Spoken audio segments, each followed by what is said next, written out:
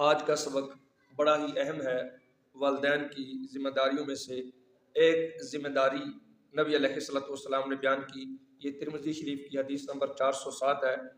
اس میں نبی علیہ السلام نے ارشاد فرمایا، علم الصبی الصلاۃ ابن 7 سنین، جب بچہ 7 سال کا ہو جائے تو اسے نماز سکھاؤ۔ اور فرمایا کہ وَاضْرِبُوهُ عَلَيْهَا ابن 10، کہ جب بچہ 10 سال کا ہو جائے تو اسے مار کے نماز پڑھاؤ۔ تو کتنی بڑی ذمہ داری یہ عائد ہوتی ہے۔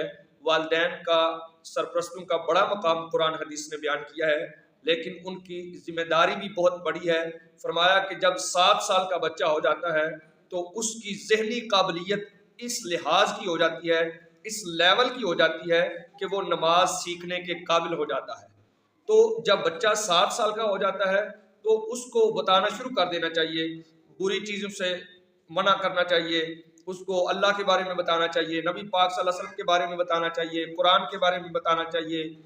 تو یہ جتنی بھی چیزیں ہیں خاص یہ اس کو بتانی چاہیے، کیونکہ ہمارے نبی علیہ السلام نے ایک لیول قائم فرما دیا کہ بچے کا 7 سال کی عمر میں یہ ذہنی لیول ہوتا ہے کہ وہ نماز سیکھنے کے قابل ہوتا ہے۔ اس لیے جو بعض بندے جو ہیں وہ بالکل ہی اپنے بچے کو بچہ کرتے رہتے ہیں اور کچھ اسے سکھاتے نہیں ہیں، حقیقت میں وہ خود جو ہے وہ سبقوں سے اور تعلیم سے بھاگے ہوئے لوگ ہوتے ہیں۔ تو سرکار نے فرمایا 7 سال کی عمر میں اسے نماز سکھاؤ، اور فرمایا کہ جب 10 سال کا بچہ ہو جائے تو اسے مار کے نماز پڑھاؤ۔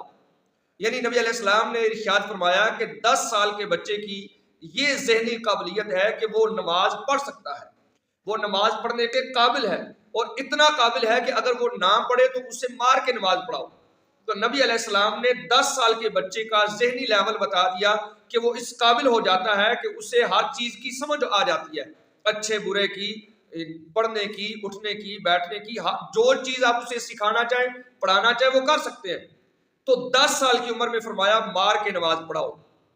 اور ایک حدیث مبارکہ میں یہ ہے کہ فرمایا کہ جب 10 سال کا ہو جائے ایک تو مار کے نماز پڑھاؤ، دوسرا یہ ہے کہ ان کے جو بستر ہیں وہ آپس میں جدا کر دو، علیحدہ کر دو۔ یعنی انہیں اس لیول پہ وہ پہنچ چکے ہوتے ہیں کہ اب ان کا اکٹھے سونا، ان کا بستر اکٹھے رکھنا یہ بالکل مناسب نہیں ہے، بالکل ٹھیک نہیں ہے۔ تو نبی علیہ السلام نے فرما دیا کہ 10 سال کی عمر میں ان کے بستر جو ہے وہ علیحدہ کر دو۔ ان کی 10 سال کی عمر میں یہ ذہنی حالت ہوتی ہے۔ پھر اس میں نبی علیہ السلام نے یہ کیوں فرمایا کہ اسے مار کے پڑھاؤ؟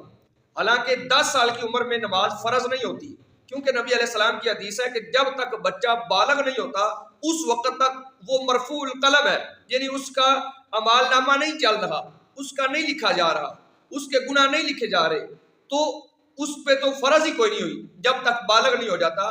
تو علماء نے لکھا اس کی وجہ یہ ہے مارنے کی کہ نبی علیہ السلام یہ چاہتے ہیں، آپ کی یہ تعلیم ہے کہ بالغ ہونے سے پہلے بچہ نماز کا پابند ہو، نماز کا پابند ہونا چاہیے بالغ ہونے سے پہلے۔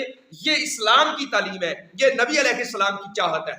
تو اس لیے فرمایا کہ اسے مار کے نماز پڑھاؤ۔ اب مارنا کتنا ہے، کیوں مارنا ہے؟ یہ مارنے کی کوئی ترغیب اس طریقے سے نہیں ہے، مطلب یہ ہے کہ اسے ڈرا دمکا کے اسے کسی طریقے سے نماز کا پابند بنا دو تاکہ اس کی دنیا اور آخرت سنور جائے۔ تو مارنے کی ضرورت پڑے تو مارنے کی بھی اجازت ہے، لیکن علماء نے لکھا ہاتھ سے مارا جائے گا، ہاتھ سے مارا جائے گا، ایک مار لے۔